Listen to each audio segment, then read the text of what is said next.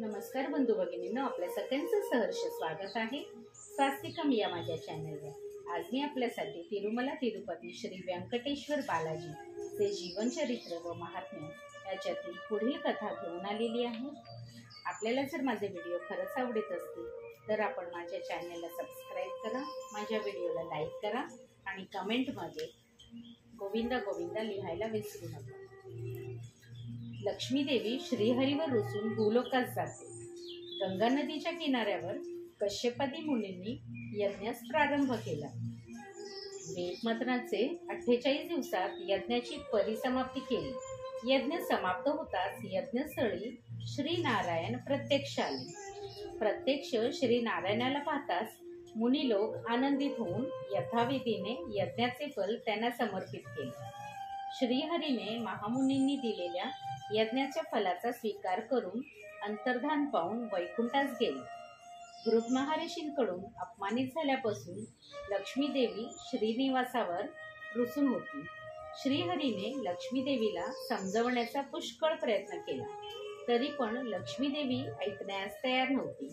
श्रीहरीच्या वक्षस्थळीचा लक्ष्मीचा निवास असल्या कारणाने फारच दुःखी झाली।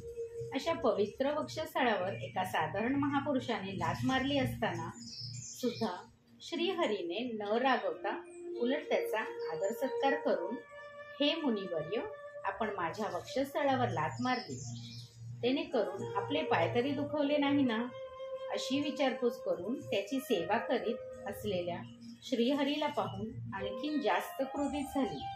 लक्ष्मी देवीला वाटले होते की श्रीहरींनी महामुनीला चांगली शिक्षा करून त्याचा अहंभाव निवारण करतील, परंतु श्रीहरीने तसे केले नाही। हे पाहून लक्ष्मी देवी विरक्त होऊन श्रीहरीवर रुसून होती। श्रीहरी लक्ष्मी देवीच्या या स्थितीला पाहून बेचैन झाला। लक्ष्मी देवीला नाना प्रकारे समजविले, तरी तिने ऐकले नाही। हे लक्ष्मी, भृग महर्षी निमित्त मात्र आहे, त्याचा काहीच दोष नाही। भृग महर्षींच्या हातून जो गुन्हा घडला ते मानव कल्याणासाठी अंकुर होऊन राहील। भृग हा आपल्या मुलासारखा आहे। मुलाने कोणतीही चूक केल्यास आईबाप त्याला कठीण शिक्षा देत नाही, अशा प्रकारे समजवले, तरी श्रीहरीच्या म्हणण्यावर तिने विश्वास ठेवला नाही। श्रीहरीचा स्वभावच असा आहे, सगळ्या विषयात आपले नाटक प्रकट करतो। तो तर नटणारा सूत्रधार आहे। श्रीहरीचे हे नाटक असे तिला वाटले। माझ्याबरोबर नाटक करून माझे सांत्वन करण्यापेक्षा त्या मुनीला शाप का दिला नाही? तुम्ही तर 14 भुवनांचे अधिपती असून 33 करोड देवतांचे प्रभू आहात। एका साधारण मुनीकडून लाथ खाऊन त्याला शिक्षा करण्याचे सोडून उलट त्याला आदर सत्कार करून त्याचे पाय चेपताना तुम्हाला लाज वाटत नाही? हे सगळं आपण सहन करीत असाल, पण मी मात्र सहन करणार नाही। या अपमानापेक्षा मरणच चांगलं।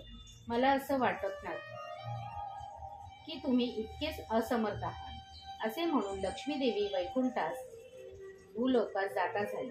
श्रीहरीने लक्ष्मी देवीला अडवलं, पण लक्ष्मी देवी काही न ऐकता जाताना म्हणाली, हे प्रभू, ज्या मुनीने आपण दोघांना वेगळं केलं त्याला शिक्षा दिल्याशिवाय राहणार नाही।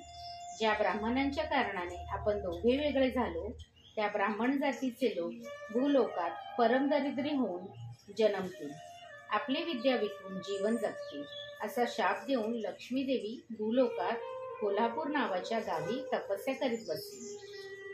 गोविंदा गोविंदा। श्री तिरुपना तिरुपती श्री लक्ष्मी देवी पर्णमस्तु। शुभम भवतु शुभम भवतु शुभम भवतु।